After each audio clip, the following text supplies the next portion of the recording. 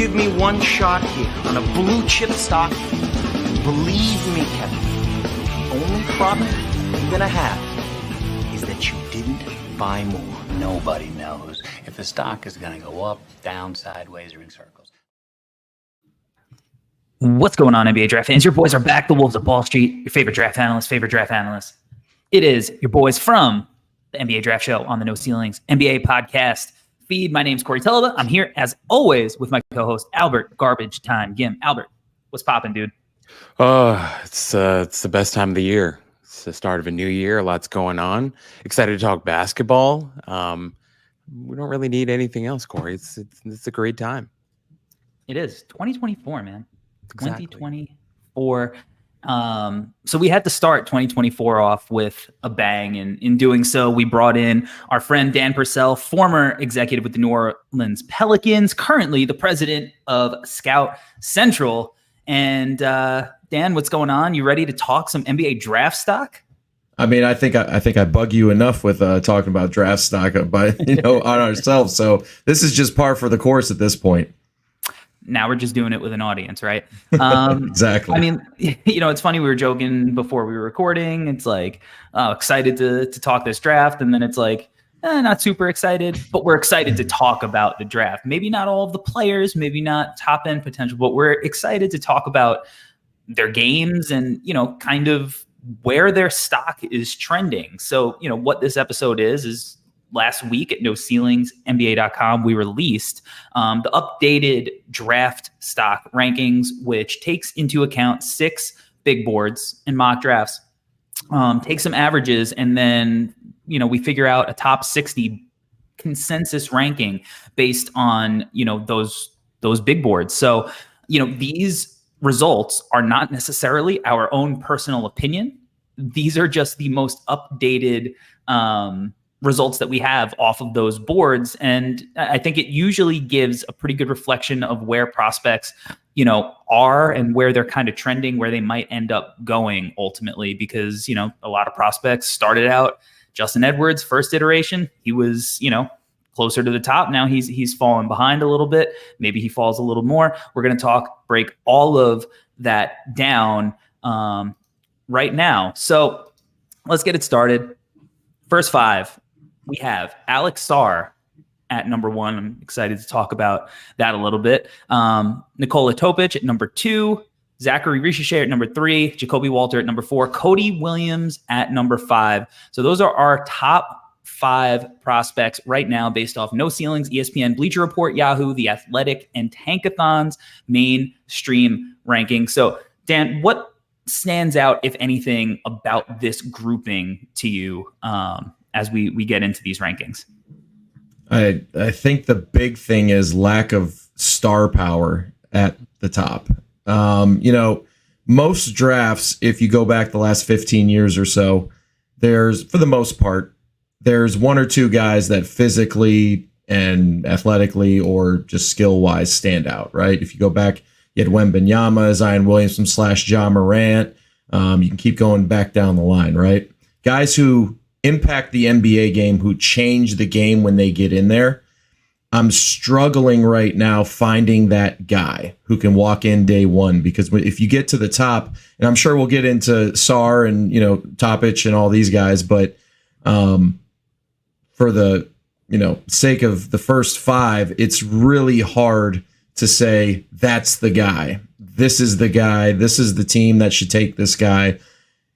I think we're kind of falling into Alex Sarr because he's just the best of the worst.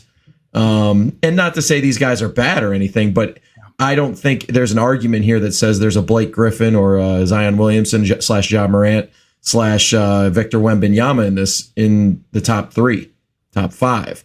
And this is where it starts to really stand out, in my opinion, where NBA teams, as we get closer to the draft, teams with really good scouting departments, teams that really dig on players, not just on and off the court, but also they're looking at minutia, how they fit with their players, even tighter than what they would maybe. Because if you get Wembanyama, you're building your team around him. I'm not sure there's a team builder right now in the top 5. Dan, I had a question. Just off of what you said right there, it does seem kind of like, I guess one way to think about it is if we were looking at the top of this draft, maybe in a normal year where we have one of those 1A type of prospects, maybe it would be like we're starting one of those drafts at like the 8th pick or something. And I know you alluded to Sar and Topic and a couple of these guys, but for you personally, is it Sar for you? And I know it's definitely not, maybe he doesn't have like that high end superstar potential like you've been talking about, but whether it's Sar or maybe somebody else that you have at the top, what do you think they can offer in terms of ceiling or, potential on the next level? For me, and a lot of people may not agree with me on this one, but I'm actually on the board of splitting between Williams and Topic and Jacoby Walter. I'm sorry, Jacoby. So it's a fit thing, right? So I'm not big personally. I'm not a big. It's a fit thing. We got to draft for fit. I'm more of top end side. How long, I get to control these guys for 6-7 years before they ask for a trade. If I'm a small market team, or if I'm a larger market team, somebody I'm building around for 7 to 12 years, right? So for me, it's going to depend on the draft order. If we go right now with the Pistons, right? How can if you just drafted Jalen Duren, who's very, very good at his role when he's able to play within it, right? And you're looking at a coach who really values the Duren mold, if you will, at that position. So are you really going to go out and get Alex Sarr, and are you going to get that much better? Like, that's the question that I start asking, and then you start thinking about the Memphis situation now with John Moran out.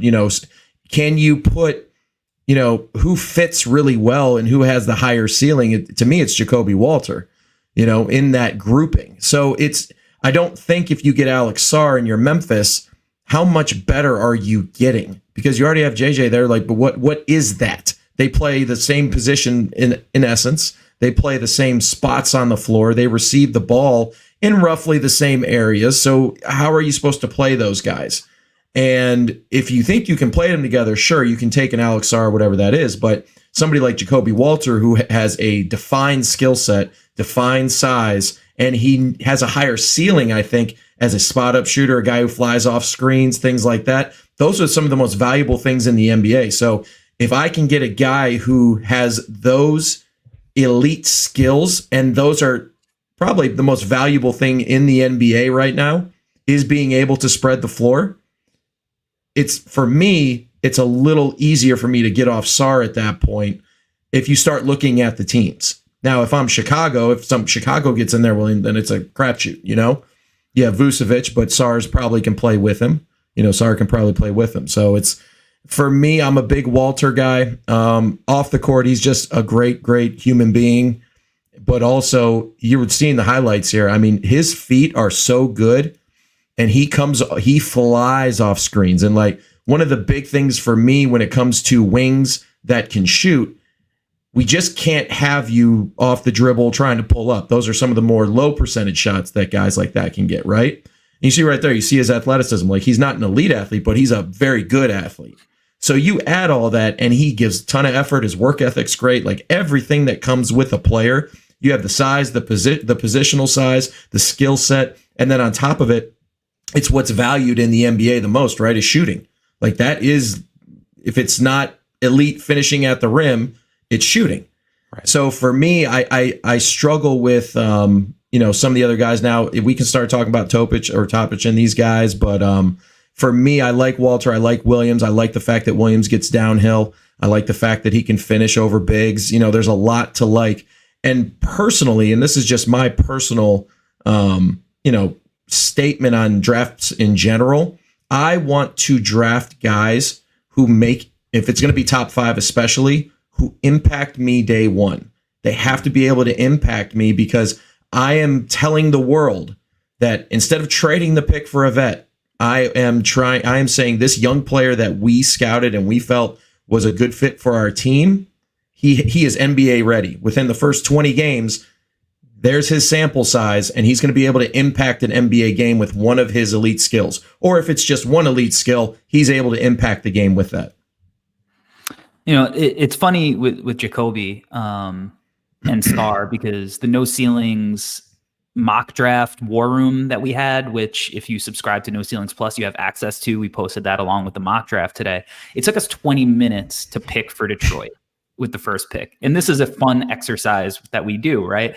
But it was like, you know, and ultimately it came down to votes. But everybody was mentioned, from Jacoby Walter to Alex Sarr to Topich to Reed Shepherd, right? Like, because with Detroit, I think you touch on a really important point. Like, you can't just take the best, you know, quote unquote raw talent, the best athlete or whatever, and not consider the situation that they're in right now, their roster construction. Like, you have to do what is best for the franchise, and that is building pieces around Cade Cunningham, if that is indeed your guy. And you see what happened, you know, to Cade's production, like when you take Asar Thompson out of the lineup. You know, he's a guy who's struggling with efficiency, and now all of a sudden he's got a little bit more spacing, right? Bogdanovich comes back, and now his efficiency is way up, his assists are up. That's your guy. Jalen Duren had a great rookie year, looks real promising. So you got to kind of build pieces around. If you mentioned Memphis, like, look, Ja's going to be their guy until he's not, right? Desmond Bane is going to be their second guy, probably, Jaren Jackson. So if they get a pick, they've been searching for that third wing, and they've taken swings on Zaire Williams. They've tried, you know, some of the older guys like Jake LaRavia and David Roddy. Jacoby Walter maybe doesn't have that like 6'7", 6'8" frame that they kind of wish that, you know, he would, but he's still 6'5" long and can spot up, play defense, run, you know, just be a guy who can seamlessly fit in. That might be enough in this particular draft for a couple of teams to get what they actually need out of it, right? Especially when there is no top tier, obvious talent. That just might be what is necessary to push your franchise forward, even if it doesn't, you know, appear like a home run pick. You don't want to swing at a pitch in the dirt just because, you know, that's what you're supposed to do. You still have to have a good process and be smart about it. You know, Albert, Tyler and Tyler, we were at the Hoop Summit for a week last year.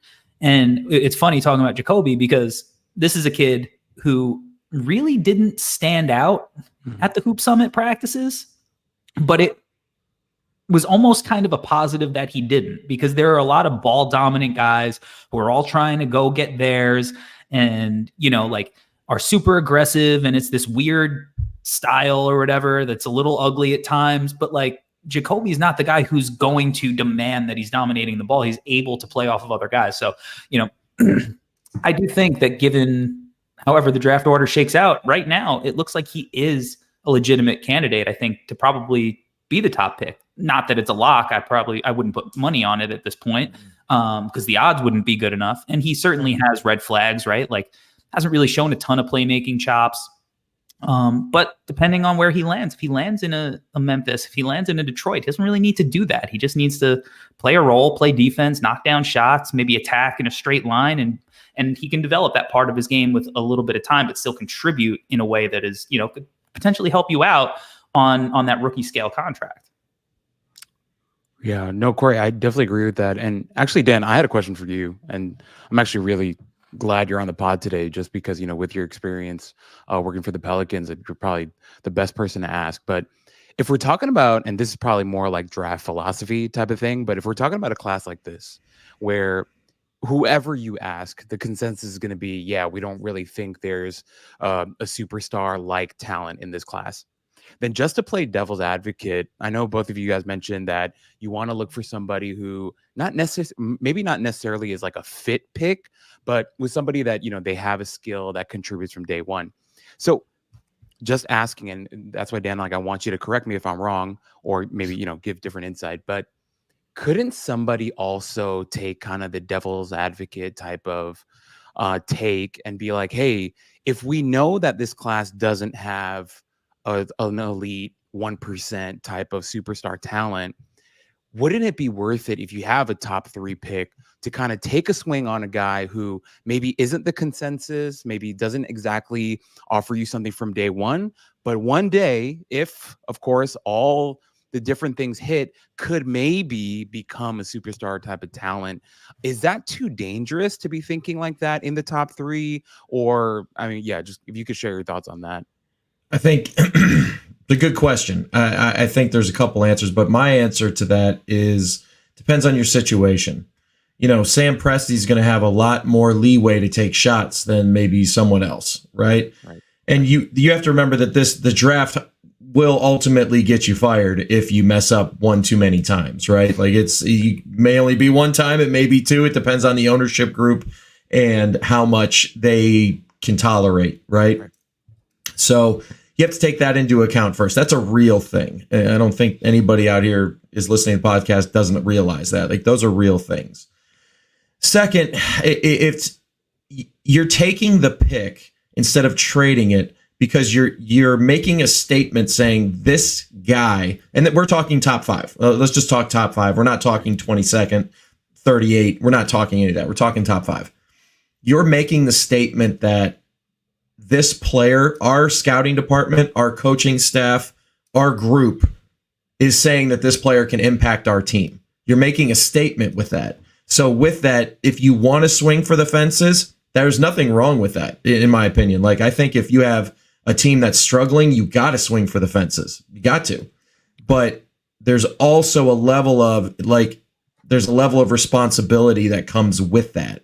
It can't be reckless. Like, if you're going to take a swing on a guy, his off-court stuff needs to be flawless, in my opinion. Like, he needs to be a worker, culture guy. Somebody's going to walk in and everybody's going to like him. You know what you're getting day one, but he has upside to him, whether that's through the weight room or, his body development, or if it's just skill development. Well, heck, I know that my skill coach, ABC, Mr. ABC can unlock his potential. So you have to have Corey and I have talked about this before. You have to have a group that, not just a scouting group that's really good, but that coaching development group that is on board. And then on top of it, you have to have the patience to let that guy develop. Because if you're swinging for the fences, you're usually seeing something that's elite. For example, Ron Holland would be somebody that if you took him right now, and I know a lot of people had him at 1 and 2 and 3 and whatnot, but you're kind of swinging for the fences a little bit because everything comes easy to him. He's an elite athlete. He has NBA skills. You look at him, he's like, oh my God, that guy's an NBA player. But his skill set is so behind that you have to be patient with that. And after 20 games, if you're losing and he is not playing, you're going to have to start answering questions. And now what if his skill set is so far behind, more than you thought in the beginning? Once you get him around NBA players, you get him into camp, summer league, obviously, but into camp and into the first, 20 games of the year. And you're like, oh, we're in for something. Right. You're going to send him down to the G League to get minutes. You're going to send the number 3 pick to the G League. Now, I know there's a trend, which I appreciate and I actually think is great, that outside, top 6 are starting to play in the G League. I think that's a great thing. But if you don't have the bandwidth from ownership, meaning that, you're living and dying on this year or next year or whatever that is, then you probably have to play somebody. You have to get somebody that is going to come in and impact it right away without swinging for the fences. You have to play it safe a little bit because you just don't have that bandwidth. But if you have the bandwidth and you have the future draft picks and the capital to go with that, then yeah, absolutely. As long as their personality fits your culture, I think you can take that swing. Yeah, absolutely. All right. Let's head to the comments. Shout out to everybody watching live. Dirty Dancer says at a certain point, I just go with the guy who I trust to be really solid. Jacoby, number 1. We have a Sar still clear, number 1 for me. Then we have Mr. Ray in the comments saying Sar might have the upside, but the shooting, finishing, and motor scare me. Lockdown Scout says, if I have the number 1, I would consider trading down to get other assets.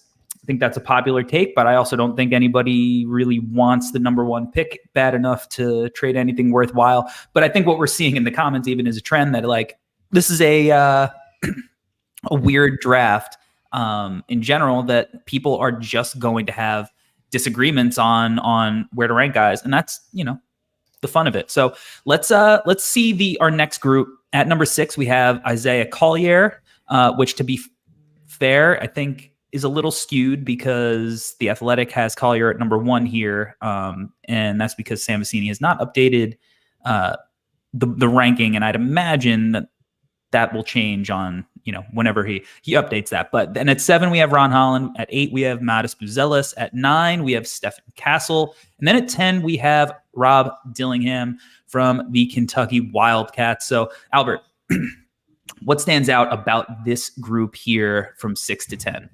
I mean, Corey, for me, I think it's important what you just mentioned about Collier. He's had a really, really tough season. Definitely not what we were hoping for Corey, even when we did his pod, we felt a lot better about Collier than we do now, just from what we've seen so far at USC. Ron Holland being at 7, I think is interesting as well. I know, Corey, I think you and I are a little bit lower on it. Well, maybe a bit lower on him now than we were. And it's funny, Corey, like we did so many of these pods early on for these guys that were perceived top guys, and almost I feel like a vast majority of them have fallen off a lot, whether even guys like Justin Edwards is a guy who's fallen off a ton. But for me, the main name that I need to highlight, and I would love to hear Dan's perspective on, is Rob Dillingham. Dillingham's a guy that, Corey, we've talked about a bunch, a guy that we both like, who heading into the season we were really, really out on. Like, it was to the point that I didn't have Dillingham on my board and I had 100 names. And to be where he is now, where you and I both have him in our lottery, and I think, Corey, you have him a little bit higher than I do on your big board, it really speaks to how much he's developed.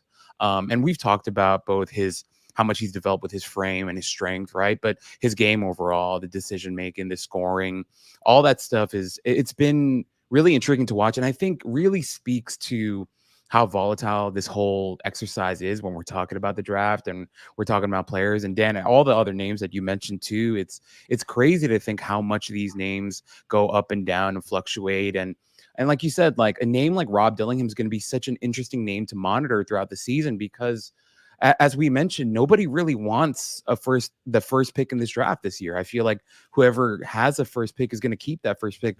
It's not the NFL draft where they have, Caleb Williams and Drake May and a Jalen Daniels, where everyone's, falling over themselves trying to call the Bears for that first pick.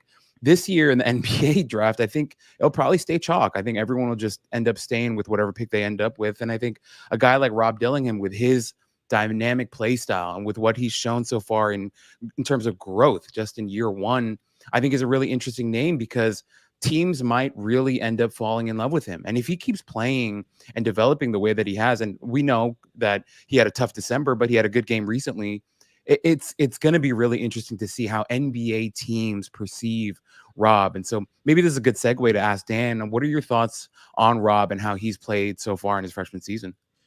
Yeah, he's actually, I think this is not a surprise to anybody, but he's really stepped on the gas. Sometimes when freshmen come in, there's an adjustment period, right? It takes time to catch the speed. It takes time to adjust to defenses. And obviously these are, Division I players. So they make adjustments, you know what I mean? And you see a different type of guy every night. So those things, especially for a lead guard, they can be tough, right? I'm super impressed with how aggressive he has stayed. His main thing is, I need to get downhill now. If you watch all of the stuff that Kentucky runs for him, majority of it is get downhill, right? Get to that second level, because he's been so explosive, and now he can run the counter to it. You guys actually just saw it. I was getting to that point. He's now, when they go either into a drop or they go under screens, the guy's guarding goes under screens, he's just saying, okay, well, I'm going to come back and pull up on this. So he's learned the counters in a really short period amount of time. And I think it's going to be really important for him moving forward, because the NBA is even one more step higher. I worry that his lack of strength, meaning that when he's down into the paint with the bigs and they're beating him up, beating around, in the NBA, those guys don't foul, or at least they do a good job. Clint Capella does a great job. Kevon Looney, these are the centers that you're going to go against. And don't forget when Milwaukee puts Giannis at the 5, and now he's the guy in the paint, right? So it'll be very interesting to see how he develops. I like where he's at right now. I think there are some off-court stuff, with him that he's going to have to get straightened out, and it may hurt him ultimately. But I like his game where he's at. As long as he's focused on getting downhill and making guys better, he will be a lottery pick in my opinion as of right now. Yeah, it's funny because after watching, I saw him live last year, and I was like, he weighs about $125, soaking wet. Every time he touched the ball, it was like some kind of bad Chucky shot is going up. I was like, this is an experience that I don't really enjoy watching all too much. And the NBA does not like small guards because you're going to get picked on the other end. Even the top elite of the elite, like Trae Young and Darius Garland, ultimately have questions the deeper you get into the playoffs. So I was like, I'm out on Rob. Then Global Jam happened, and I was like, my eyes were correct. I'm out. I wonder what school Rob is going to be transferring to next year. And, we talked about it. I don't know what kind of conversation, if there was one, that went on between the regular, the start of the college season and Global Jam, but he completely changed his game to where now he's making quick decisions. Even when he attacks, it's a decisive decision. He's not necessarily dancing with the rock as much. He's way more willing to make the extra pass. He's playing, a brand of 0.5 basketball that you didn't always see out of him at the lower levels. And on top of it, he's now leveraging the threat of his shot to go and make plays for his teammate. Assist percentage over 30. I have a piece on small guards that'll be coming out in the next few weeks, and which is based on just guards that have hit in general over the last 5 or 6 years. And Rob actually stacks up pretty well statistically because he's rebounding the ball, which is allowing him to grab and go and get out and play in transition. And then as far as Cal, he's kind of a good Coach Cal guard because he's a good shooter off the catch and off movement. And, he loves running off floppy and stuff like that. And so that's perfect. It's worked out about as well as possible. With that said, we're talking lottery. I think I have him at 14 right now. I really want to have him a little higher than that because I think he is so fun. I think he has been so good. And in this draft where I'm not certain about a lot of guys, I do think he has, at least some elite NBA traits in that he is going to be a good shot maker. I think he can play off of other creators, so he doesn't need the ball because he has that off-ball stuff. But ultimately, I don't think he's 6'3". And although he's definitely worked on his body and gotten stronger, I don't know how much more upside his body has, even with him, ultimately getting his grown man strength. And, we've seen small guards, be physical before. Isaiah Thomas was a really physical, strong guard in the league. But still, there is a cap to how impactful he could be the deeper you get into the playoffs. And I think a lot of teams will be asking themselves, is this somebody that is going to be playable in 3 or 4 years, whenever he kind of comes into his own in a playoff setting? And I still don't feel confident about that answer, irregardless of how well I think he's played this year. Yeah, no, that's all fair, Corey. Sorry, go ahead. Yeah. Oh, no, I was going to say, for me, ultimately, I think someone like him, he's your 6th or 7th guy, right? Instant lightning, right? You need that off the bench sometimes. Dog days of December, January, February. A lot of guys they just don't have the energy. You're on your 3rd game on a West Coast trip. You've been out there 5 days. You need a guy with some juice that can give you points real quick. That's my one issue actually with him is I don't see him as starter potential. I actually see him as more of a role playing guy, and he'll probably play for 5 teams and be a role player who just gets buckets off, who makes plays and he's going to have some games where he has 30 and he's going to have other games where he has 7. And it's just how he is. And I think at the NBA level, that's what I worry about moving forward. That's why I don't think you can throw a top 7 pick at him, because you're ultimately getting a role player. You're getting a starter key reserve at best, maybe at best. I just think there's other guys that obviously before him, but if you're looking for someone that you're going to develop and you're looking at him to be the sixth guy and you want to be Jamal Crawford role type of thing. Obviously he's not as good as Jamal or as big, but if he can give you some juice off of it, I think he's a good addition and he'll just be a journeyman for his career. But nothing wrong with that, by the way. There's nothing wrong with that. Right, Dan. And I think especially as we've kind of said a lot on this pod, considering this class, I feel like if you can get like a Lou Williams, Jamal Crawford, Nate Robinson, whatever, these types of guys, this type of guy, maybe at pick 14, like you said, Corey, or 18 or whatever, that seems like pretty good value considering, how weak we're perceiving this class to be. So I agree with what both of you guys are saying. And if he keeps playing well, he's going to be able to steal some spots and steal some money in terms of like, he's going to bump up boards because people are going to be like, well, at least he has this, whether that's his energy, whether it's his shot making, his playmaking, whatever that is.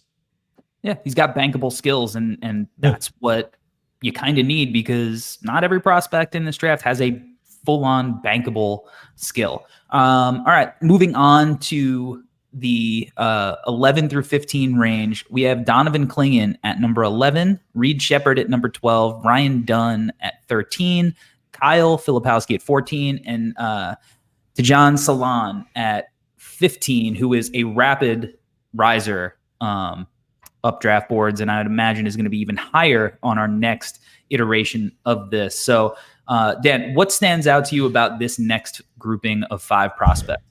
There's 2 guys that I really want to talk about here. So Reed Shepherd, right? Mm-hmm. Everybody is on the Reed Shepherd train. I think you guys have him at 3. I think that if I'm not mistaken, Corey, he went 3 in our latest mock draft. Right. Yes. Right. So Washington Wizards. I appreciate everyone's love for Reed, and I appreciate that, they think so highly of him. I mean, he's solid. He's a good player. I just am worried about the comps out there. Like, who is he? Is he Jimmer? Is he JJ? Is he who is he? And his size is very scary because he's not a point guard. He's a combo who shoots the lights out. I mean, he's a great shooter and he has other above average skills, but I don't see as of right now. And again, I could be wrong on this, but I've watched him and I question where he's going to go. Like, how much better is this guy going to be? And who are his comps and why are they, what was their result in the NBA?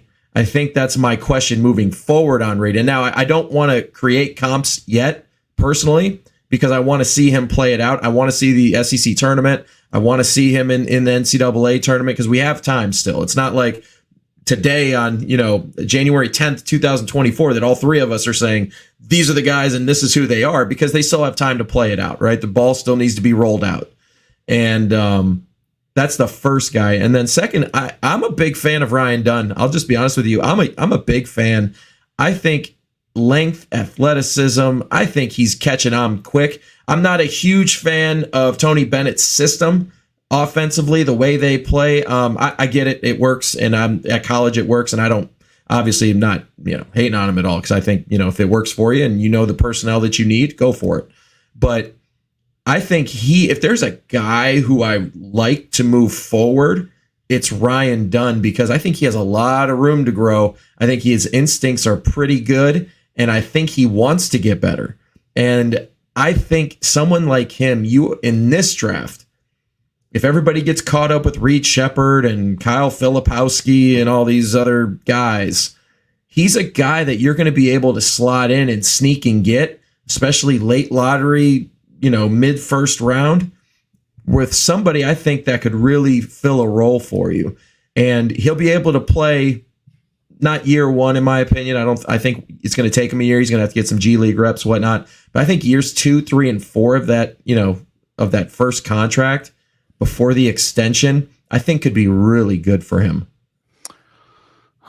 If I can, Corey, I was thinking, Dan, while you were talking, I feel like the 2 guys that you picked, Ryan Dunn, Reed Shepherd, they feel like they almost feel like polar opposites in terms of the types of players that they are, right? You have Ryan Dunn, who has pretty much every athletic thing that you're looking for. He's got the size, got the length, has the athleticism, right? And now where your kind of question mark is, okay, where's the skill set at, right? Probably not as high.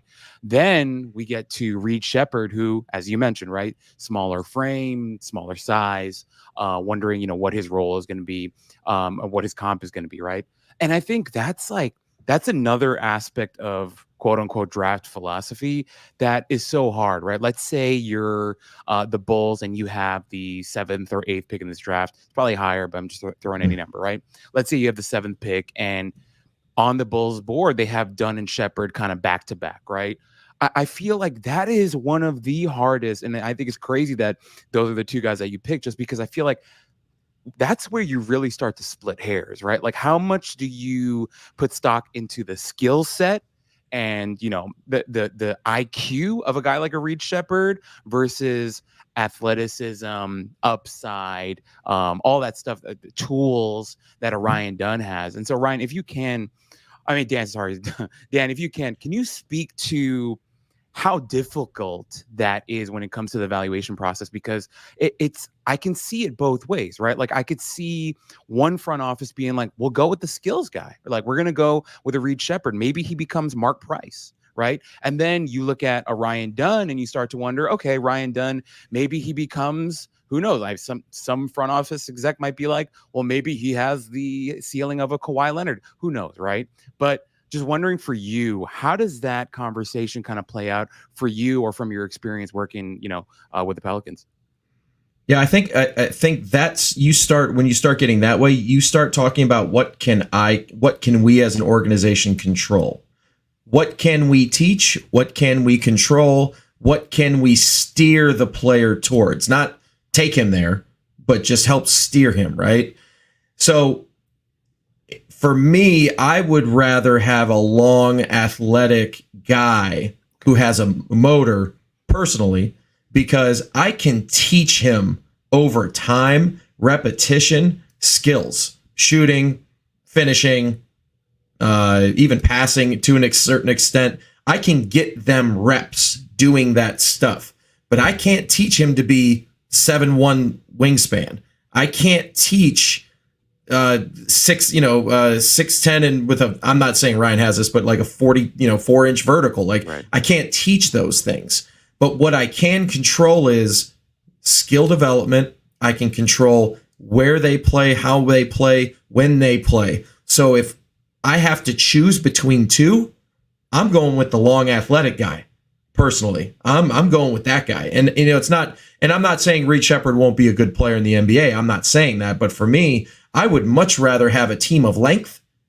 At least I know defensively I'm going to be tough. I'm going to be in the passing lanes. I'm going to be able to deflect a lot of passes. I'm going to be able to make them less efficient because they're not going to be able to get pocket passes as cleanly. They won't be able to run pick and rolls. They won't be able to get second side action as clean as if I had a shorter, non-athletic team.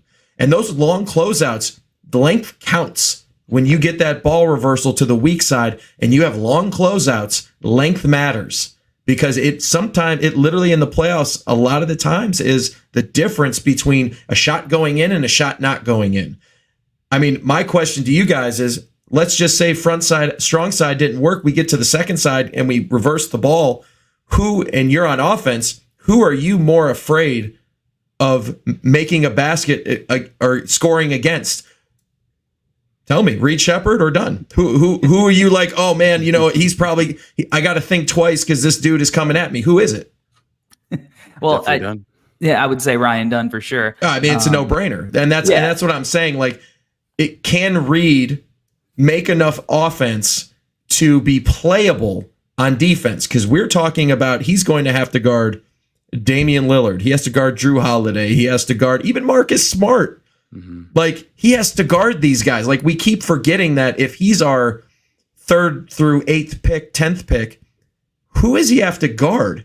And I don't see Reed Shepherd guarding 90% of the starting point guards in this league. I don't. I think, to be fair, there's not a whole lot of, it's not a long list of guys that can guard the Damian Lillards and those guys. Make it hard then. Just make it hard is then the argument then. I think Reed could make it hard. I think Reed is from an IQ standpoint, from a positioning, quick hands. And I think that, obviously the short wingspan is not great. I would love if he was 6'4" with a 6'10" wingspan. That would rock. Oh man, he'd be the number one pick in this draft. But I do think that he does have a better just frame. Like he's a little sturdier than even a guy like Rob Dillingham, and I think his frame is a little bit more suitable to absorb contact. And he'll get, he's got to get way stronger, but he's 18, 19 or whatever. So I do think Reed is one of the anomalies though, for short guards, just because, what he's doing right now, and we got to see if it translates for the rest of the season, obviously, but what he's doing right now, he's having a defensive impact on the floor. And a lot of it is with the quick decision making, his quick hands, just being able to time jump shot contests. He's doing stuff that other guards of his ilk just aren't really capable of doing, right? You could tell he grew up in a basketball family, right? And lived and breathed it. With Dunn though, he's probably one of the more special defensive prospects that we have seen. His question ultimately will be, is he special enough that if he doesn't develop any kind of jumper, that he's going to be playable the deeper you get into a playoff setting? Are you going to be in a situation where teams are just going to be like, you know what? Go stand in the corner. We're going to let you shoot until you prove that you can make us pay for it. You knock down the first one. Great. Can you do it again? I'd love to see it. Now, what I'll say is I don't really hate his jumper form. I think it's going to be a process, because I think with shooting, so much of it goes beyond the mechanics. When you're somebody who's struggled as a shooter historically, it just becomes a as much or more of a mental game than anything like that, right? If you're thinking about the form could be great, but if you're thinking about it when you're shooting, especially like you said, when those closeouts are coming with that length, it gets tough. But he is a guy that's strong and he's tough, and Virginia guys make good pros. They're coached well, and when they get to the league, they're ready. We had done, I think, at 6 on our first mock, because I think that there's a real world where, especially you start getting into workouts, you're doing shooting drills, all of a sudden you're open, you get a little hot, you see the frame, you see the athleticism.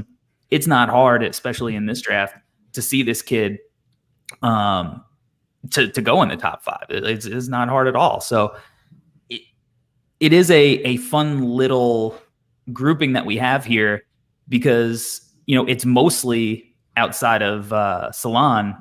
It's a bunch of productive college guys with maybe less than elite perceived upside that some of the other more raw guys have. I think it's interesting that grouping is kind of all paired together. But yeah, you could see Dunn, in our rankings right now, we're the highest on him at we have him inside the top 10.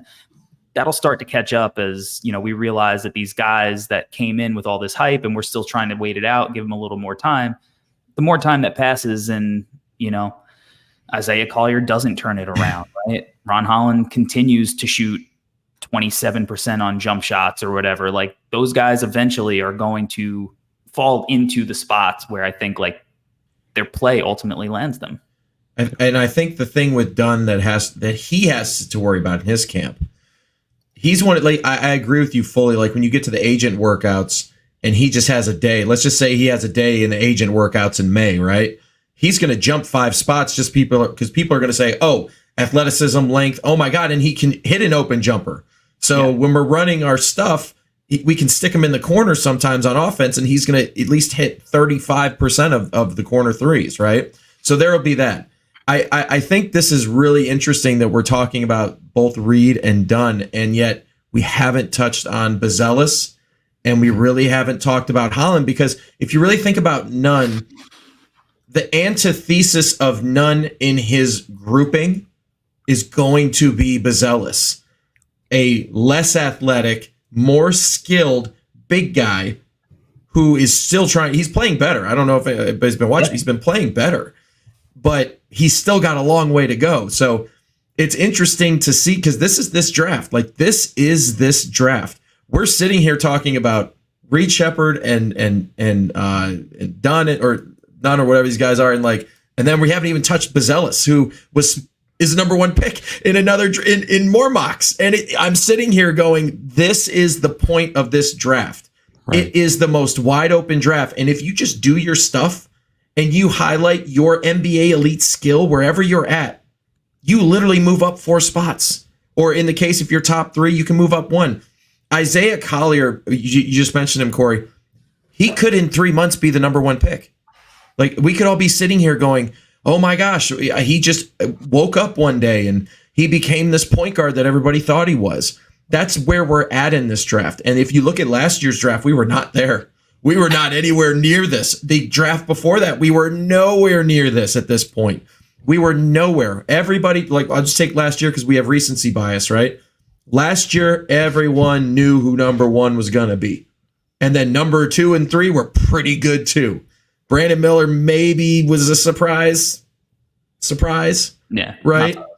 Not for us. Right. Yeah. Right. But that's what I'm saying, quote unquote, surprise. Yeah. This year, we could be doing this May 1st or June 1st. All 3 of us could just come back and do this again and say, wow, Bazelis is the number 1 pick now. Isaiah Collier's the number 1 pick. Ron Holland decided that he was going to play like he should, and now he's the number 1 pick again. Like, that's this draft.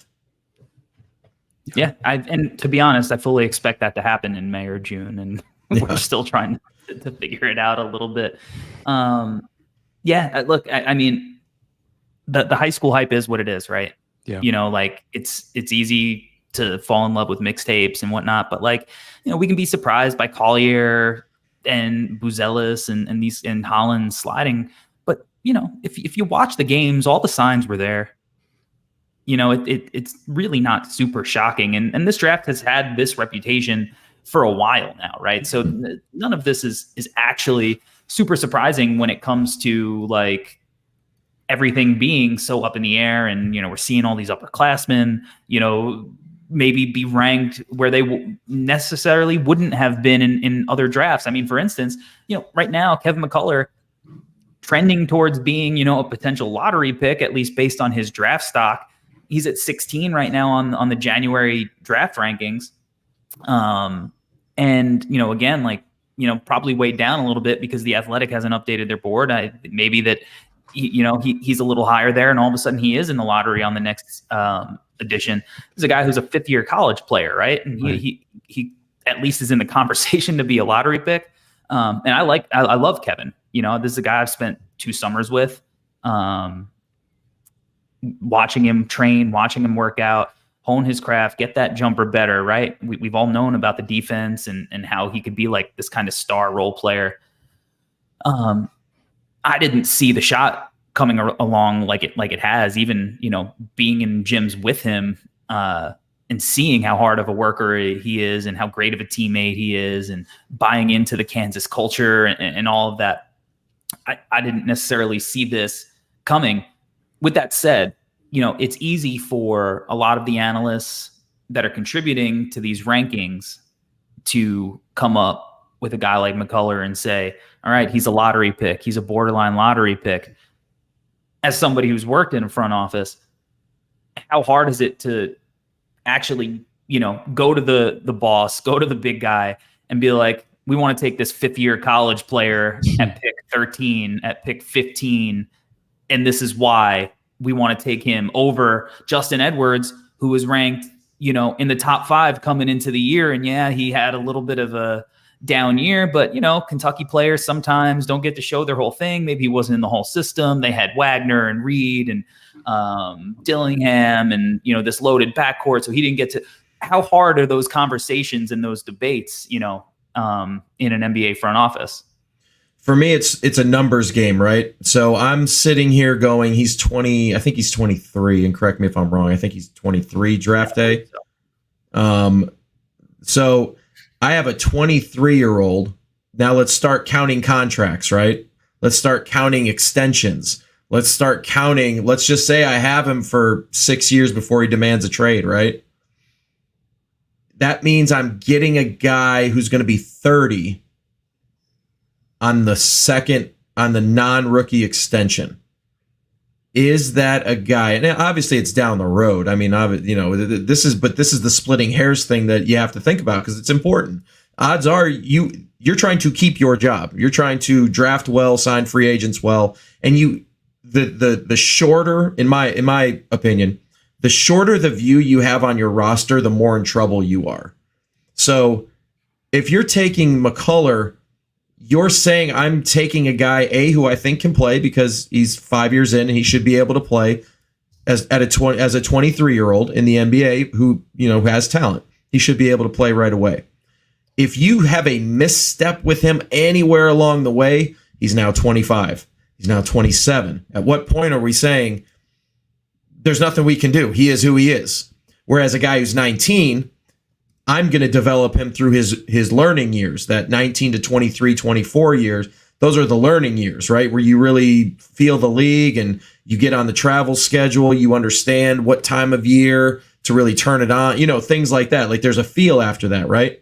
And now I'm coming up on the first extension. My guy's 20, 21, 22, rather than 26. And those 3 years are big. And now I'm controlling the development and I'm controlling moving forward. Now, is it foolproof? No, this is not a foolproof thing. I like older guys. Like I love Draymond coming out. I thought he was way underdone, like way underdone. I can put it, I can show you guys my notes, literally way underdone on him. And it's not a matter of being old. It's just a numbers game from there, because let's say everything works out perfect, right? What's the maximum I'm going to get out of him? 10 years? Most likely at a high level, we'll call it 10 years at best. Mm-hmm. I can get 13 out of the guy that maybe is 19. I can get 13 years out of him. So now let me ask you a question about, and by the way, no team stays with the team for 13 years, but those are things you got to process. You have to process that. Yeah. So with a guy like, let's say a guy like McCullough, doesn't even have to be Kevin McCullough, right? A little bit older, because there's a few of those guys in this class. There's a Dalton Connect who we might talk about. There's a few of these older guys. We talk about second contracts, right? With a guy like McCullough, and if you're a team taking him, you're not taking him to be a superstar player. If he develops into that, great, right? But chances are you're like, this guy kind of fits our age timeline. Maybe my job is on the line. I need to take somebody who maybe can contribute a little bit more right away, rather than this shot in the dark at this part of the draft, which when you're swinging at 16, there's not a whole lot of Giannis's out there, right? Most of the time, you're not getting like a super duper star. You get to the end of that first contract, he might be 27, 28, but now you're getting that rookie extension contract in the prime years. Is that potentially a better outcome than, maybe getting, you might not get as much time with him, but you're getting years where you might not have somebody for 13, but maybe you have him for 7. Maybe you have a Taj Gibson who was with the Bulls for a while, right, before he moved on.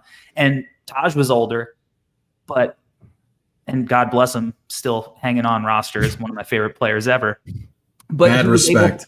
He was able to contribute, and Bulls fans were on Real GM. Why is Carlos Boozer playing?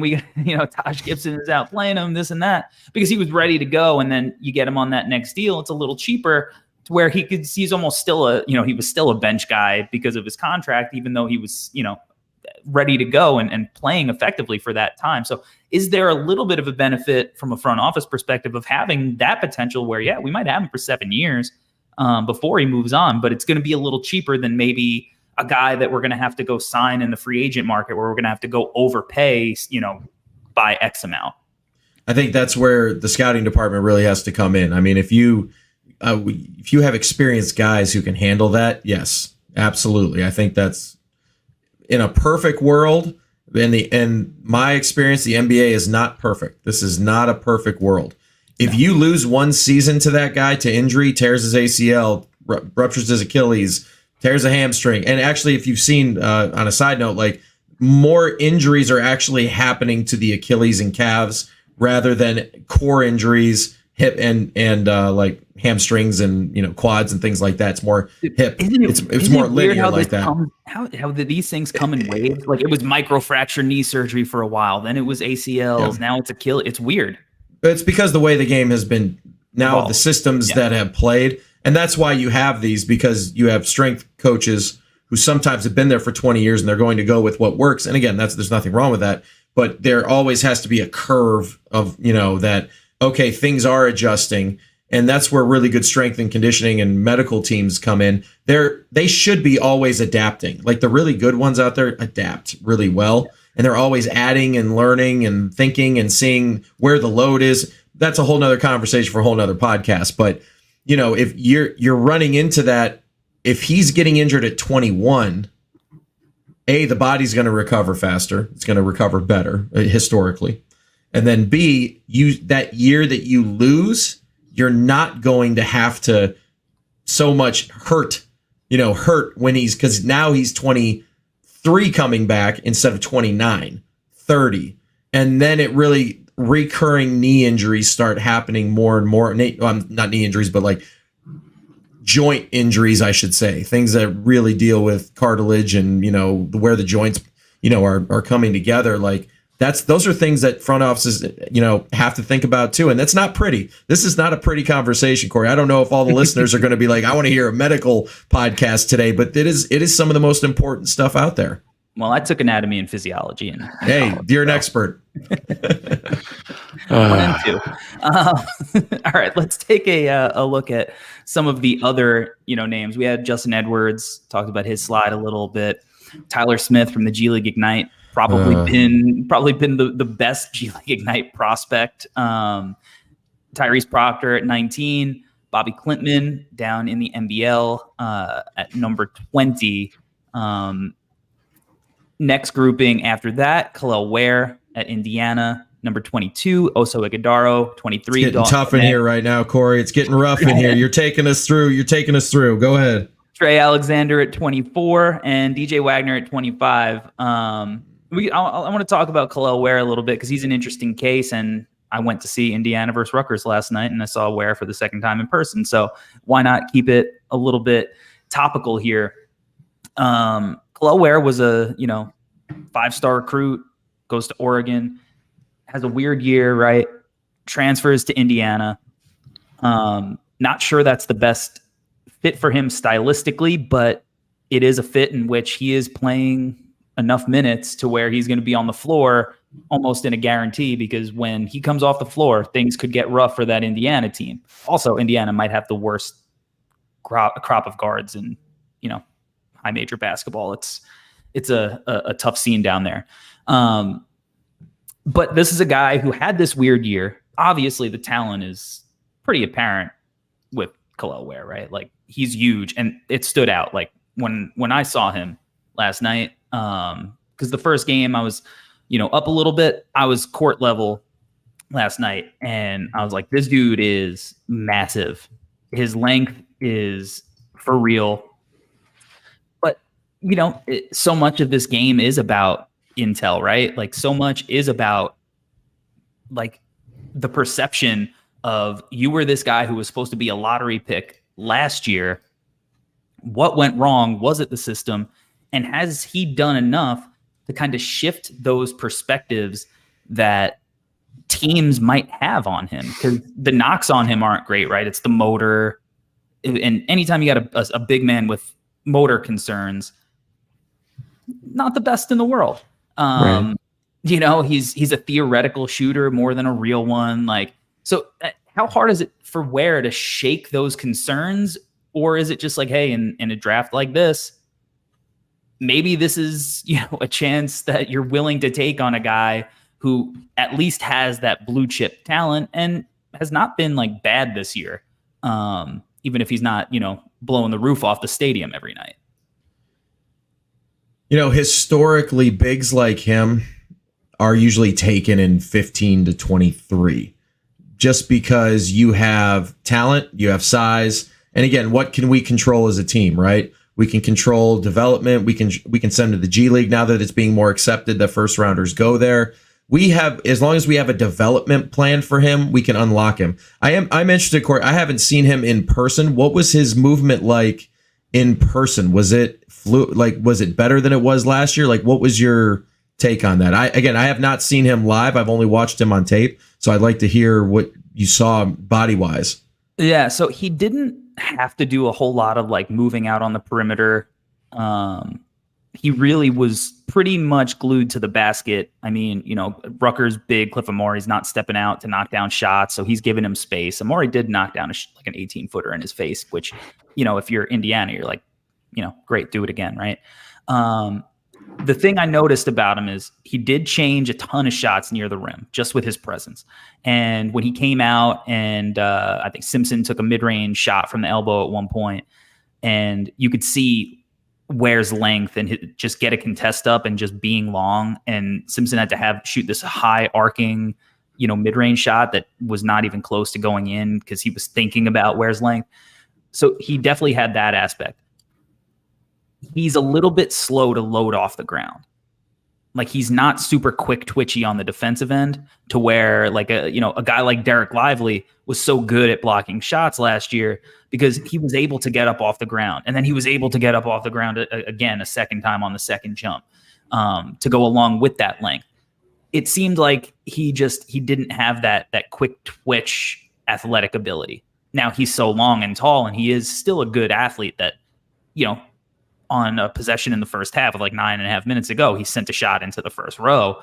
But, there's a reason that he's not, he doesn't have that elite like 13, 14% block rate, that the elite shot blockers have this year.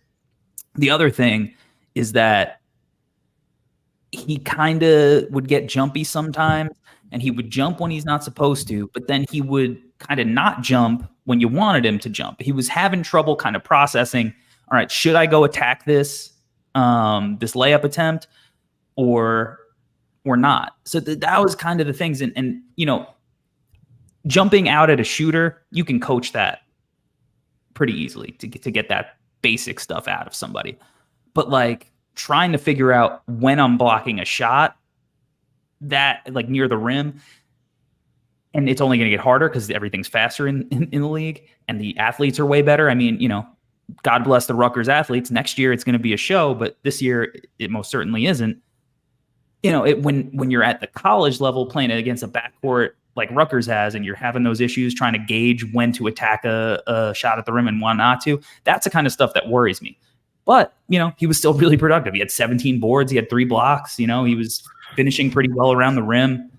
So, I think Ware's like a perfectly fine swing in this range because he at least has, a range of outcomes if he ends up in the right place where you could be like, I can see how he is going to contribute to a team.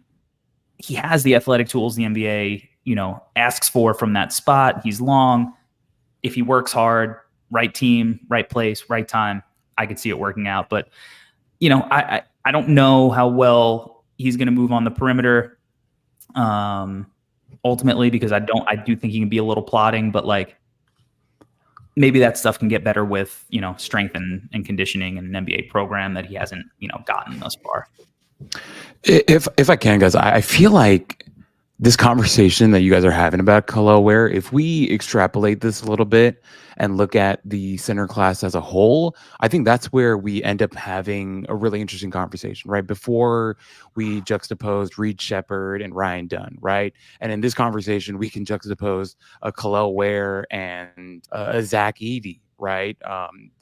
Donovan Clingan, right? Kyle Filipowski. So Dan, if you can, I feel like, and also before we talked about Alexander Sarr as well, which is another big. And I think this class is a really interesting one because of these types of guys, right? You can even throw in a Dem Bona from UCLA who, is really struggling this season. But of course, we can point to a lot of different things as to why he's having such a bad year. But overall, this center class, if we're talking about, youth, we're talking about talent, we're talking about athleticism. And then when we start to look at it through the lens of the NBA, right, and what type of centers are successful right now, whether it's a superstar center like a Joel Embiid, or on the other end of the spectrum, if you just have like a five who's like a rim runner, rim protector, Mitchell Robinson, Rudy Gobert type. I think, Dan, looking at this class from a front office perspective, considering all these names that I kind of rattled off for you here, how do you view this class as a whole, and how do you kind of stack these guys up against each other, considering everything that I just said, on top of the fact that this is a weaker class? Are you asking for the bigs, or are you asking overall for everyone? For the bigs specifically.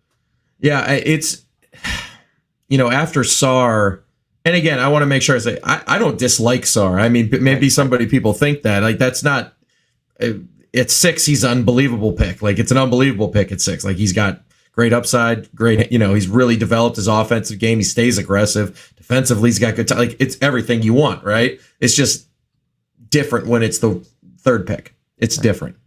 So, I struggle because you can add Buzelis to this because he is technically going to play that grouping, right?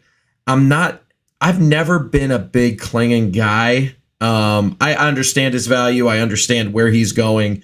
I understand where his spots on the floor are. I get all that. With the foot injury, it makes it a little bit. It makes it even harder. You worry about bigs with foot injuries. It's not a pretty history. All right, and you really start getting into fifth Mets and ankle issues and all that stuff, and it can broken feet, broken ankles, that it can get really bad real quick.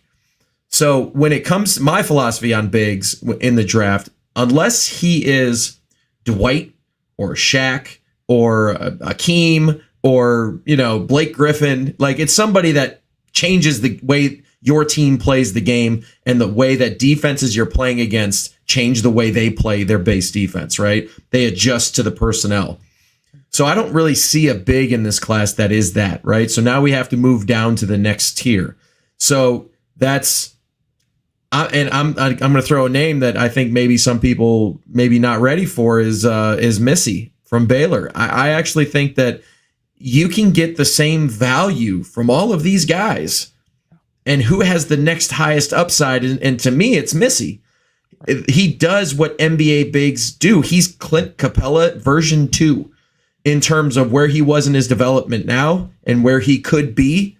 I love the Clint Capella mold. Corey and I have always talked, and I've always probably brought Clint Capella up like 38 million times, because if there's a quintessential NBA center who you can afford, it's him, right?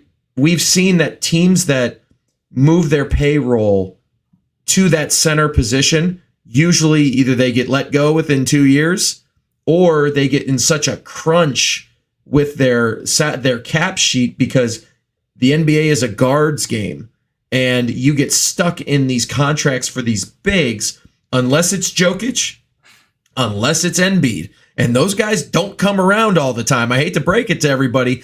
There's not a lot of Joel Embiids hanging out anywhere. There's just not. So for people to say that, oh, well, Jokic this and Embiid that, Jokic was a 2nd-round pick. Embiid had back issues coming out. They didn't even know if he was going to walk again. We're going to walk straight up at one point. He didn't play much. I mean, how many years was it before he even stepped on the court? I mean, it was forever. And at Kansas, he missed a lot of games. If you guys remember, he was missing games at Kansas. Right. So for everybody that argues those two, like, yeah, you can. Okay, they're anomalies. They were a 2nd-round pick and a guy who the Sixers took a risk on because he just had a lot of talent, but you didn't even know if he was going to walk at some point. So it's really hard, I think, overall to build these teams. And I think that's why that 15 to 25 is a really good spot to try a big, a la Houston with Sengun. They took him, I think it was 15 they took him. And correct me if I'm wrong. I thought it was 15. He's in that range, 15, 16. Yeah, I think it was 15 off the top of my head here. You take you take the chance at those guys, right? Dallas felt they could take the chance earlier last year with Lively, which is great. Lively had NBA skills right over him. That's the Capella mode, though. Yeah, but that is what I'm saying. It's at what point is Capella good enough for what we're doing? at 21 years old or 22 years old, that Capella mold, right? You look at Kevon Looney. Kevon Looney is one of the most efficient, best centers, because I don't really call centers, but if people wanted to add centers to the list, why wouldn't more teams not want Kevon Looney? He guards the best big on the other team. He shuts people like Anthony Davis down. He makes guys work for everything. Jokic has a hard time with him. Why are we not looking at those molds of bigs rather than we're always trying to get Jokic and Embiid? Those guys are anomalies. You might get one. Maybe we get one in this draft. Maybe. I don't see it yet, but or maybe in the next draft or the draft after that, you get one. You get one of them. Even the Nuggets took Nurkic over Jokic in the same draft. There you go. Perfect example of that, right? So I totally forgot about that. So it's hard for me to sit here and say, okay, these bigs are this, that, and this, because it's a crapshoot with them. And historically, this is a guards game in the NBA, and also to an extent, guard forwards / guys like LeBron who can handle the ball and have size. It's Paul a guard. George. Yeah, Paul George, Kawhi, like these are bigger guards. Really, that's what Paul George is. He's a bigger guard, right? So you get those guys and they can play pick and roll and they can get downhill and they can facilitate. It makes the game way different for everyone else. Now, how many centers in the league are making that impact? It's 2, maybe 2.5 if you take Sengun. Oh, okay. No, as a center, Giannis Giannis is a forward. Like he can play. He literally switches 1 through 5 defensively. He can play. I mean, Giannis is. I used to call him freak, right? That's why he is. Right. But but I would really like to see in the past how many times in a draft are bigs being taken. Jackson Hayes is a perfect example of why you don't draft upside bigs in the top 10, top 15 lottery. And this is where we're getting to is, well, Klingon has a good offensive game. Yeah, but he can't move on the NBA level. He can't, I'm not saying you have to guard and stop people. Guarding just means you make it hard for people to score. The Jazz coach always talks about, the lowest, the best defensive teams, the top 5 defensive teams give up, I think it was 105 points a game, and the average team is at 111. All we're trying to do is figure out how to get 7 points, like how to decrease their scoring by 7. So is Klingon doing that? No. I don't see that. Is Bazelis? No. So your big is an anchor to your defense in today's NBA. That 2-9 is hard. 2-9ing is hard. Being bottom weak side and having to get in and out of that lane in 3 seconds. Right. That's hard. It's not an easy thing. Right. And then you also have to be able to press up in ball screens. You have to be able to ice. Like there's so many things that you have to do. Does Klingon do those things? I don't think so. Does Bazelis? Maybe. I don't know. But I can tell you right now that Missy will. I can tell you that Sar will.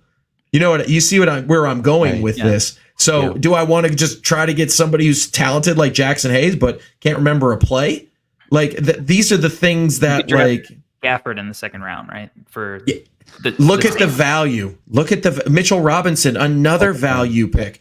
If you look there across the board, if you're looking at it just from basic probabilities, scores, I can find a average to above average starting big in the second round, late first.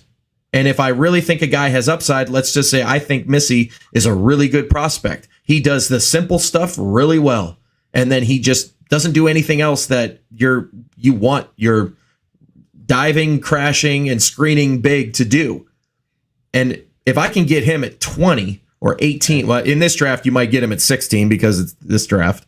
But why would I waste a pick on if I'm like Oklahoma City or San Antonio or something like that? Why would I waste another pick on that? Like, I just don't see the value personally. I would rather take a run at, if I'm in the top 3, I think I said like Cody Williams or Walter or I'll give you some more names. By the way, Filipowski and Edey are like, I like Edey if he goes to Phoenix. I think you guys had him at going to Phoenix. Like, that's a good fit. And why is that a good fit? Because he doesn't have to do anything. He's going to have spacing. He can finish at the rim. All you have to do is get down to the spot. That's all you have to do.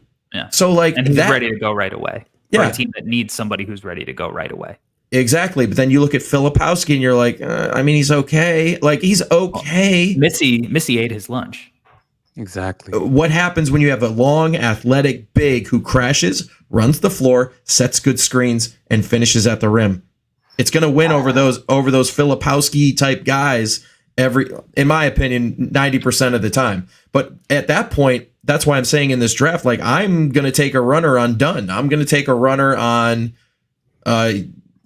Holland, even Stefan Castle. Like, I'm gonna, you can talk to Salon. I don't know how to say his name. Salon. I don't know how to say it. Like, I'm making runs at these guys. Like, in my head, if I'm gonna go for it, I'm going to put my money on a big wing, who's a big guard, or a point guard who can control everything that I'm going for, or a guy who has just an elite skill set like Jacoby Walter, and he just gets his shot off, and I know I can set good screens for him. I can find Missy to set screens for Jacoby Walter at any point.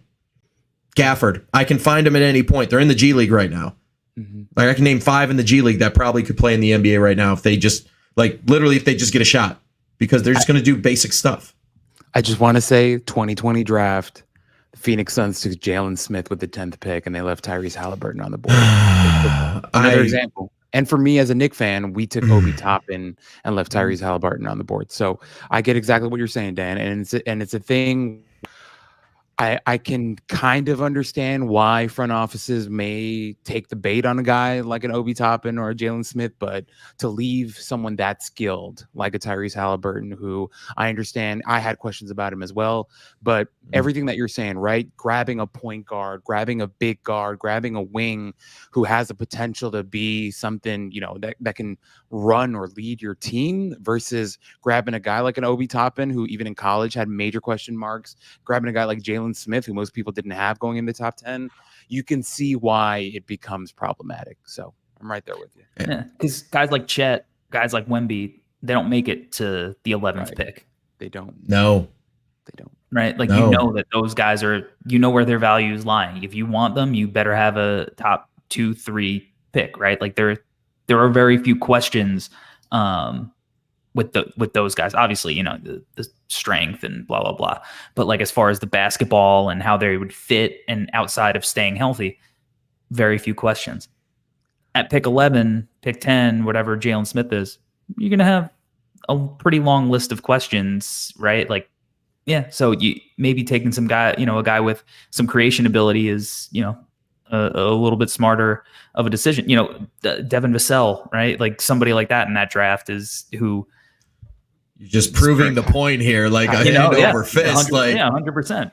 Maxey went 21st in that draft. So quickly, don't forget quickly. Like, I mean, you are literally proving the point of what I'm saying. It's just over and over.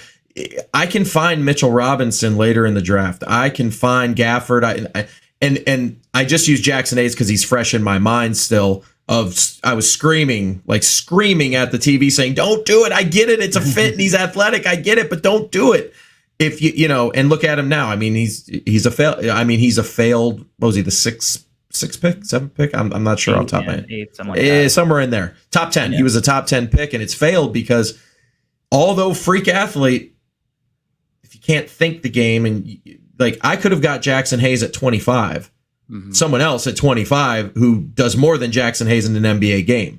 And that's where I think you got to be disciplined when you are evaluating. For all the people listening, like, in my opinion, when you evaluate, it's not just ABC. It's literally, how do they impact the game? Because that's what matters. The game is what matters, not if they look cool or they look long or they look athletic. Cool. Or, like, how do they impact the NBA game? And that's where I think a lot of people that are analyzing the draft, they get kind of lost and they start getting into la la land with, oh my God, he does this, and oh my God, he does that. He can do this at the next level. Well, what is it that he's doing at the next level? Literally, show me the guy in the league, his spot that he's taking, and prove that he's worth taking X player's spot that's in the league right now. And that's what it is. Right. And to your point, Dan, I mean, Jackson Hayes went 8th. The guy who went 31st, Nick Claxton, if you were to ask the Lakers today, hey, do you want Jackson Hayes or Nick Claxton? They're taking Nick Claxton every single time. So that's where you find the value. So I think everything. And Claxton was more interesting, and back then he was different. But he was more interesting with some of the other skills that he was able to show in college. Anyway, Mr. Ray in the comments said, I never understood the pick to begin with. It's supposed to be the answer next to a 6'6" non-shooting power forward in Zion, like 2 non-shooters at the 4 and the 5, right? So yeah, look, there is a lot, and going back to the feel stuff, Ty Jones, right? Like that's a Dirty Dancer in the comments says, like Dan's saying, you have to be able to think the game. And I think Missy is a guy that is going to continue to start like rising up boards. He already is. Like he was 48 on the first iteration. Now he's got a stock of 26. So he's just going to, I think, rise up. And he probably has a ceiling for all the reasons that you mentioned, but this is a guy that I think is going to be in that 15 to whatever range in this draft for sure. And that's okay, because the slotted money there is not that bad. It's not that bad. At 15 to 30, in the new CBA especially, it's not a bad risk here. Now, if this is 2 years from now and the new CBA is in, and I'm getting ahead of myself, but I think that next CBA is going to be down. We've had all these years of up. There's going to be a down. I think it comes after this CBA. But in that money movement, it is a great investment here to take a shot on somebody that's like Missy, or if you think a big is there, because they're going to be cheaper over time with the new CBA until their extension. So it's a good time to take risks. Absolutely. All right. Moving on to, our back end 30 to 60 range. Let's look at the 31 through 40 range. We have Marquette's Tyler Kolek. 32, we have Zach Edey. 33, Kylan Boswell. 34, Adembona. 35, AJ Mitchell. 36, Kobe Johnson. 37, Carlton Bub Carrington. 38, Melvin Ajinka. 39, Alex Tui. And at number 40, we have Alex Caravan. Albert, who is your favorite of that particular grouping?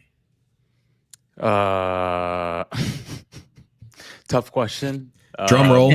Probably the hardest question of the night. I know you like a couple of guys in that group. I mean, yeah, no, for sure. Like I love Alex Tui, a guy that, for the Sydney Kings, who I wrote about, a guy that I think is, in my opinion, getting slightly undervalued just because he's not that exciting. But a guy that I think can hash out a role in the NBA just because of his size, the toughness that he plays with. And he's just, fundamentally such a sound player, that I think, if you're talking about, having a 3 off the bench, a 3 or 3/4 with his length, size, all that stuff. And I think as he's developing as a shooter, all that stuff, I think why not take a chance on a guy like that, especially if we're talking about at this range where we're talking about early second round. I'd have no problem taking a guy like Alex Tui.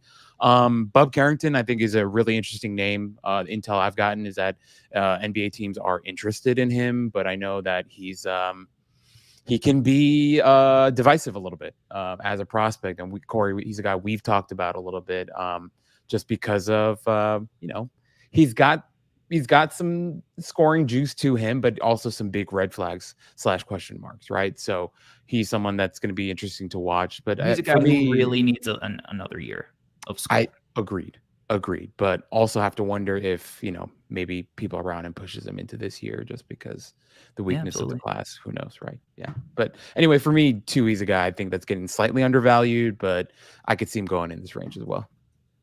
All right, Dan. What about you? Anybody in this Kolek, Edey, Boswell, Bona, Mitchell, Johnson, Tui, Ajinka, Caravan grouping that you kind of like as a second round flyer? So, shout out first to Melvin Ajinca, who is the near relative of the legend Alexi Ajinca. So just shout out to Lexi. I'm not a fan of many of these guys in terms of like value, right? Because I think if you actually go down one more, Corey, if you could just go down one more guy. There's a guy there named PJ Hall who has really, like, obviously he's 41. He is not 41. He's about 22 right now. Yep. And I'm just saying it because his name's there, and we didn't mention him with the other bigs that were coming. Stretch forward who can, like, he competes. He's tough. He's strong. I was not high on him, to be honest with you, coming into this. And now that I've watched him, and he carries Clemson through they go through these drudges on offense, and it's like he picks them up and takes them out, and then they just get back on their way. And I think guys like him, his shot has gotten so good. And obviously it's been good, but it's gotten really, really good. I think guys like him are guys you take flyers on. Don't have a ton of upside in terms of like athleticism and being better, but the dude works. He's going to be in shape constantly. He's going to hit threes, and he can guard well enough if you get him at 24 to 35, somewhere in there, right? Also, and again, I didn't see him on there. I wasn't sure where, but Oso from Marquette, I like him. I think he's got some room to grow there. Klintman, I like Klintman. I'm not sure, when does he see the floor is my question, because obviously if he's going to be a second round pick, I'm probably putting him, it depends where he is drafted. I'm probably putting him on a two-way, right? If he's 43, probably trying to put him on a two-way if I can. At 30, they're probably going to get slotted money, but he's still going to play in the G League, right? So, does Bobby come over right away? Like, I don't know that I've heard what happens to him where he goes. So does he just stay in Europe for another year and then you just stash him and then you try to bring him back on that? It could be a good, draft for that. Another name that I didn't see on here was De Silva. I didn't see him anywhere. Did I miss him on the list here as we're going through? Okay. He was 30. Okay. I think that's a solid, like, if you're looking for a second round guy, I think he's a good, solid prospect that you can, hopefully turn into a role player. Obviously you want him to be, if it's possible, you want him to be in the Kenrich Williams mold. He's a little bigger than Kenrich, but I don't know that he has the skills, but that's what you're looking for at these picks, right? Looking for a guy who can come in and play and just do something. And Kenrich came in, he hit threes, he rebounded, and he played defense. And like, those are great role player, things to do. He played defense and rebounding, I should say, way more.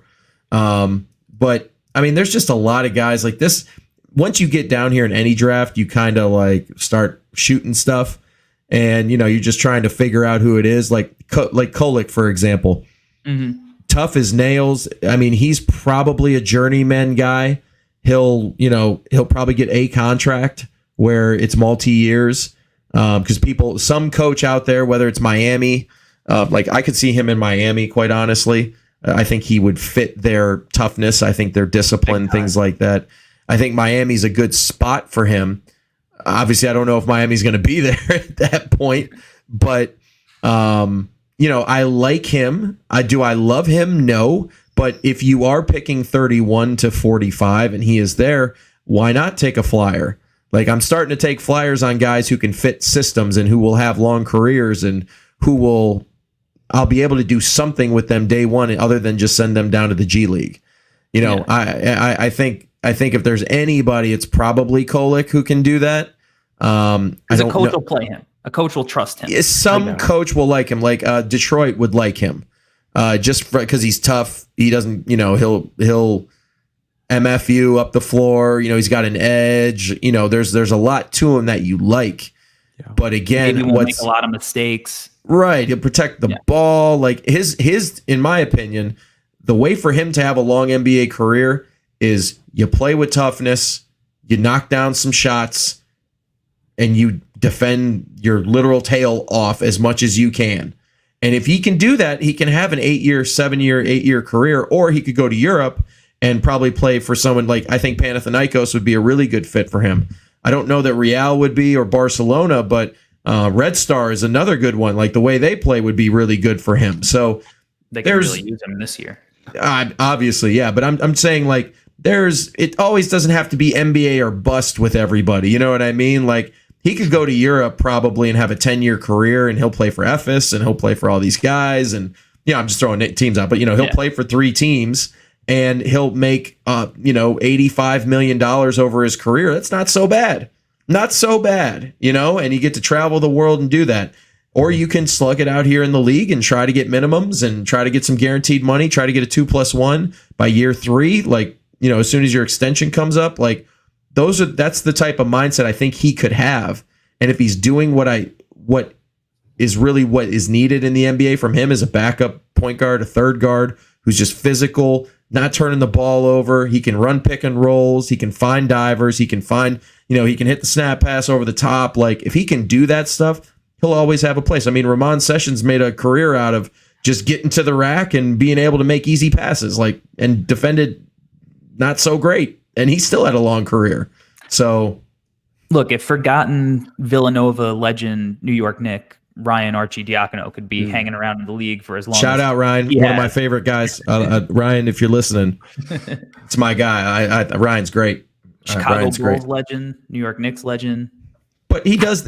It's pretty simple with Ryan. I mean, somebody like Ryan, he doesn't do dumb stuff. Right. He doesn't do careless stuff, and he can run your team. He can go in, and if he's wide open, he'll hit a shot.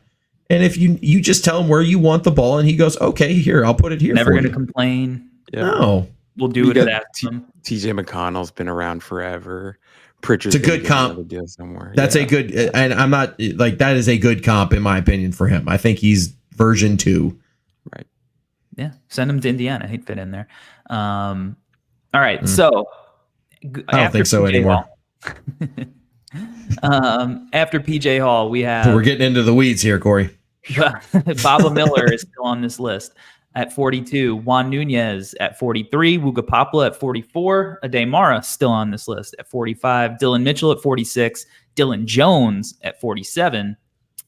48, we have Bakomi Dadier at 49. Harrison Ingram. And at 50, AJ Johnson, who is down under with the Illawarra Hawks in the NBL. So, Should we Dan, just keep pushing to 60?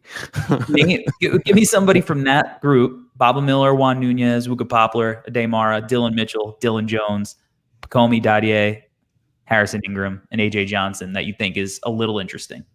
No. Okay. No, I'm just kidding. I mean, listen. I mean, I've seen all these guys on film. They're going to be all of these guys. Because there's no one really that stands out to me when I watch them. If they do go, it's going to be really hard for them if they go now. Some of these guys who are underclassmen might be better off, going back for another year or staying in the NBL, whatever that is. Because I'm looking at my mock, like at this point, I'm going Bronny. I am going Carlton Carrington. I'm going Adam Bona if he comes out. I know Bona's struggling. I get that. But at 45, the upside is too much. Like, I'd rather just take a shot at that point, right? Like, but Bronny James is on my radar at this point. He'll be on this list on the next time. I think boards are slow to get him back on because he's coming back. He's got the health concerns. So I think being cautious, but he's been good. DJ Wagner's on my list at this point. Like, guys who have an elite skill. He has an elite skill. Let's not forget that. Like, he still can score that thing. And, there's a place for that. I mean, you could put Neek Clifford out here. You can put Ware out here. Like, I'm just literally going through my top 75, going any of these guys, literally from 45 to 75. And that's a lot of drafts, but just this draft especially, because just say Bronny comes out and he plays extremely well.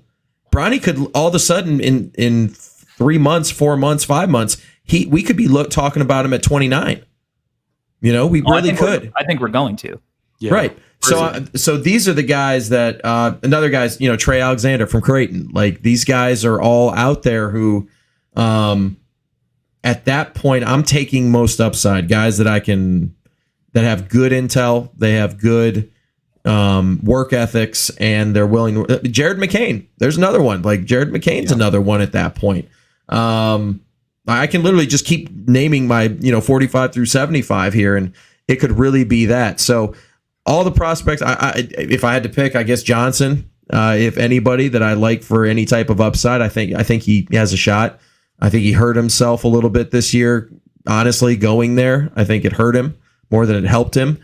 But I think it hurt his draft stock. But I think, and that's what we're talking about. I think it may ultimately make him a Better player. I don't know if but I think it might help us down the line. I saw him last year on the same court as Dillingham, Castle, DJ Wagner, Justin Edwards, however many other McDonald's guys or whoever. He was the best player on the floor. It wasn't even close. Well, you're also talking about a bunch of second rounders right now. No, mostly. I'm not trying to be mean. I'm being honest. Yeah. Like these are all. I mean, the Justin Edwards is your borderline first round guy now. I mean, Castle. if sure, okay, yeah, Castle. Dillingham. There you go. Yeah. Dillingham. But that's what I'm saying. Like majority are second rounders, and you have some first rounders. But I struggle when I kind of go back to my philosophy of physical tools here in the second round. Who's got them? Who can get longer? You can't teach length. You can't teach athleticism, but you can teach skill. You can get guys in and put them like San Antonio. They even put Wemby in a box, and then once he gets good at those 2 or 3 things, they make the box bigger, and then the box gets bigger, right? So you can control that to an extent. But if it's me and we're sitting here and Bronny James is there and I'm at 42, I'm taking him. Like there is no doubt in my mind I'm taking the kid. Yeah, he's good, and he was very impressive at the whole week at the Hoop Summit. His bodyguard, I feel like, almost killed Albert and I at one point. Yeah. But outside of that, we had a great Bronny experience the whole week. Don't get killed. A name that you mentioned that I love and fans of the show is a name that you need to pay attention to, and we have some interesting stuff coming down the line with him. Nick Clifford, who is just not getting any love out there, and he absolutely rocks. Like, this is a dude who, I think people are slow to adapt because multi-year college guy, but like, talk about a guy who could do a little bit of everything. Awesome defensively, real length, plays his tail off, and is playing for one of the better college teams in basketball right now. Get on board, because he's not on this list right now, but he made our last mock, and he's going to be higher on that mock the next time we do it. I'm willing to bet. So he's a guy we're excited about at No Ceilings. If you were to ask Trey Alexander where Nick Clifford should be on this board, he'd tell you somewhere on this board. Yeah. Sure. Yeah. Nick ate his lunch, man. So defensively, at least. Yeah. I'm sure we're wrapping up here. I mean, we could talk about this all day, but just some names that we didn't touch on that I think viewers or listeners should really start watching if you're not. Obviously, I already talked about Missy. I really think I think people should really dive deep on him. We didn't talk about Dalton Knecht. I like him. I don't love him, but hey, if he can come and make shots and be an elite, shooter, I mean, that's phenomenal. We didn't talk about the Weber State kid at all. Dylan Jones. He was in that last group. Oh, was he? Okay, I missed him if I saw that. Well, I went. It was Dylan Mitchell and then Dylan Jones. So we might have. Oh, okay. I might have seen just the Dylan part of it, but that's a guy who really is moving up fast. I mean, I think people just really like his development, and it shows how much he's worked on his body and how much he's put into it. And in this draft, I will tell you, like, it counts in any other draft, but in this draft, it will literally move your stock up because a lot of these are ties, right? A lot of these guys are ties, and the tie has to go to the runner in most cases, right? But you want to be the runner, and how do you become the runner? Improving yourself, staying fit, getting your body better, staying in the gym, having a presence about you that is positive, and you're willing to work and you want to win. That will literally move you up, especially if you're in that late first. It might move you to 20, 18, and we're talking about millions and millions and millions of dollars that just being a good dude and working hard can make you. And look, and you talk about a good dude, talk about a worker, talk about a kid who lives, eats, breathes basketball. It's Dylan Jones. Another kid I've had the pleasure of, being in a gym with, watching him work out. Albert and I, we saw him at the Nike Hoop Summit. And I think that's really where he first started to turn heads with the executives, playing for the Portland Generals against that Hoop Summit team in those 2 scrimmages, and just really stood out, as professional, like on the court, skill set, then absolutely bodied the pre-draft process last year, like G League Elite Camp to the Combine. And it's funny, he initially was not on that Elite Camp list, and I was in the gym with him when he had found out that he wasn't on it, and he's in the gym with a couple of other guys, who found out they're going to the combine or they're going to the elite camp. And you could tell like what that did to him as a worker that day, where there was no talking. It was work. It was just straight work. Like, and then he got his shot and he proved why he was, felt like he was being slighted. He has a chip on his shoulder because he's being doubted. There are guys who are like in his ear, you got to transfer, like you're not going to get noticed where, and he's like, no, I'll get noticed. I'll do it my way. Right. And I think he probably learned a lot of that from Dame, going to Weber State, like that mentality, picking that up from him. But yeah, this is a kid who I think is in this draft in particular. I mean, you talk about do it all. He's averaging over 10 boards a game. He's shooting 40% from three, 20 points, 5 assists, like always been a good steals guy. Not the most athletic dude on the floor. No one's ever going to try to sell you on that. But he's crafty. He smart. Look at that highlight right there. If you guys are watching, his probing ability is elite. It is elite. And if you can probe in the NBA, you can break defenses down. Yeah, and he's long. He measured really well. And if you want to hear how he thinks the game, he had my favorite film session that we did at No Ceilings last year, where he was so into the process and he was like, oh, pause it right here. Pause it right here. So this is what I'm looking. And you could the kid can think the game, so well. And that's why he's productive in all these different areas. Right. And he plays hard.